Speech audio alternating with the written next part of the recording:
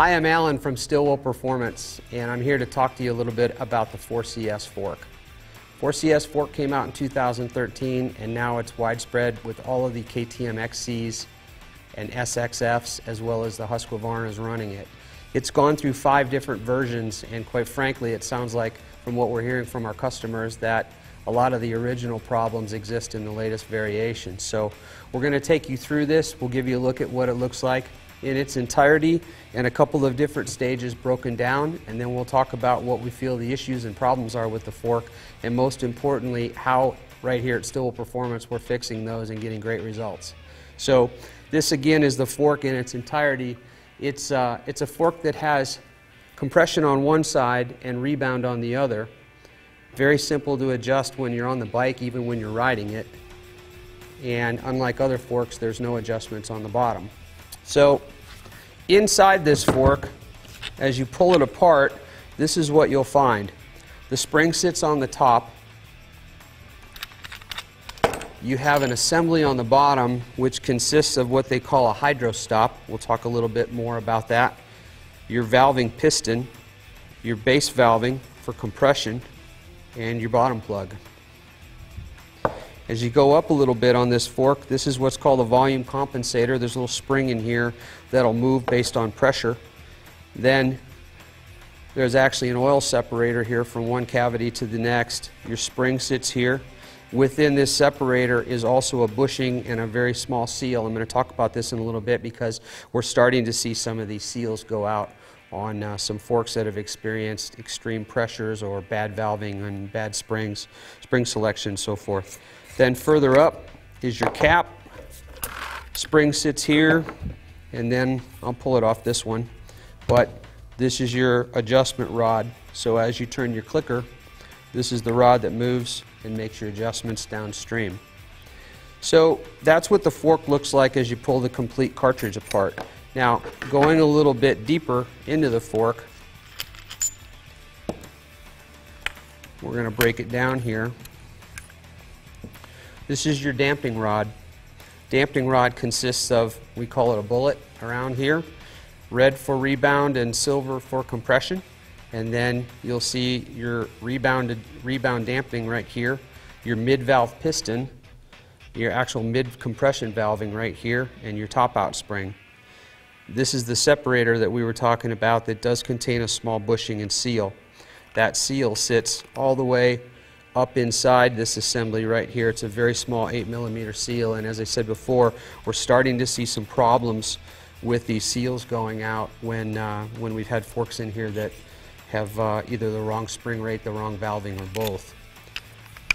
From there, it's pretty much just a rod guide, adjustment nut. This shaft is 8mm in diameter, and it's DLC coated. So once this thing goes together, as the fork moves down further deep into its stroke, you'll start to see this go into what they call a hydro stop. This hydro stop is not necessarily a new idea, but it is an effective mechanism to help control bottoming. On the first few revisions of the fork, there was actually a shim stack here instead of these bleed holes. And that shim stack helped control the valving and how fast or how slow that the fork would slow down as it got into the hydro stop. Now they just put bleed holes on here, and you can obviously drill these to get a little bit less bottoming resistance on that fork. Also on the 13s, there was a small plastic bushing that sat in here that liked to break and distribute all the broken parts all over into the valving and make quite a mess. So that's been updated for 14 across the board. A little bit further down is the valving piston. There's been a couple changes in this. We noticed some changes in the SXFs when they came out, first with the Dungy model last year, and then you have your compression valving and your base valve. So we've spent a tremendous amount of time working with this fork. We started in 13 with the Husabergs. We actually went out and bought our own 2014 KTM 250XC specifically to tune on this fork. When it went widespread in the KTM line, we knew it was going to be here to stay. So we spent a lot of time working with it. And the first ride out, I remember it, I was booking through the whoops in third gear, deep sand whoops, and I was thinking to myself that the fork didn't actually feel that bad. It had a good smooth action to it. And about the fourth or fifth whoop had a square edge to it, and I hit that, and the fork completely blew through the stroke and bottomed hard. That was quite an eye-opener because I didn't expect that, because the fork up to that point had a pretty firm feel to it. So hung a left, got on some rocky single track out here, which we're known for in Arizona, and discovered that this fork just doesn't like to move in the first probably 4 to 5 inches of the travel. This fork, quite frankly, is really oil starved, and what happens is the fork will actually hydraulic lock when you hit a square edge. We found out that we have customers calling from all over the country, and they can be fast guys, slow guys, big guys, little guys, Florida sand riders, northeast or midwestern rock and wood riders, desert guys like down here in the southwest, or riding up in Washington in the snotty, nasty, wet conditions. The complaint on the fork was the same, that it's just really, really harsh and deflective in the first 4 inches of the travel, and if you get through that, then it tends to blow through the stroke too quickly. So it's really too hard and too soft, sometimes all in the same bump. So we noticed that on our test bike as well, and we also by that time had a 350 that we started to test with. So we put a number of different pilots on it, everything from a beginner rider to a couple of our pros, and everywhere in between, senior guys, vet guys, light guys, heavy guys.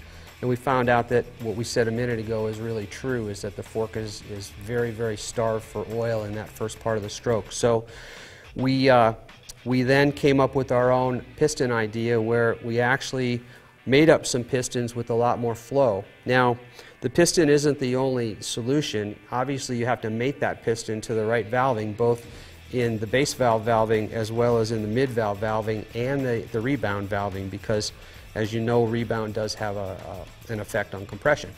So once we found the right combination, the right recipe, the fork turned into something that's extremely smooth. It's plush but firm at the right levels when you apply the right valving to it, and we found that the fork could stay up in the stroke by itself without having to run heavy springs or excessive preload. And when you hit square edges, it was just magic. It would move through the stroke just enough, but you wouldn't feel that transmission of sharp jolts through your hands, wrists, and arms, and kicking the bike offline. We've really noticed with this fork that the front of the bike controls everything that the bike is doing. So if the fork doesn't like what it's hitting, and it either deflects or absorbs the impact and starts to move the chassis out of alignment from front to back, then you're either stepping off your line or stepping out of the gas or stepping off the bike. We did a lot of testing on this thing, and we like it now. In fact, I really, really like it. It's a very smooth fork. We have it running so smooth and so supple. You can hit tons of square edges with it, and the bike stays straight, whether it's a 2-stroke or a 4-stroke, a bigger bike, lighter bike. We've also got great setups for motocross as well, which is obviously a different discipline and different set of requirements, but the fork crosses over between one or another. A lot of the customers that we have here will want to ride some motocross. They may be dedicated hardcore off-road guys, but they also may want to go to the track. This is really the best fork for it because it can cross over from one to another. You'll see, because it's now on the SXFs as well as the XCs, that KTM thinks the same thing. So we've got a great solution for this fork. I hope this has been helpful to tell you a little bit about it and what its shortcomings are, what we're seeing as far as problems with it. I forgot to mention earlier, on some of the earlier forks, we actually saw a pressure balance problem that resulted and could result in this rebound adjuster actually blowing off the top of the fork cap. We didn't see a lot of it, but it is a standard thing that we check for here. Every 4CS fork that comes through here, and we're doing a very high volume of these forks these days, we check that O-ring, which is located up inside the dampener rod here. We'll check that to make sure the pressure balance is correct. So we understand this fork a lot. I did this video because I'm hearing a lot of things out in the marketplace as far as, I've got to buy a kit, I've got to do these parts. We don't believe that here. We're getting exceptional results. We urge you to go out if you're looking for a 4CS tuner. Take a look at Stillwell Performance. Go to KTM Talk, Thumper Talk, Google us, do whatever. Go to our website and look at our testimonials. We're really proud of the work we've done on this fork and how well it is working. And we really let our customers be our salespeople for us. So check us out. We hope this has been beneficial for you. Get out and ride and keep it pinned.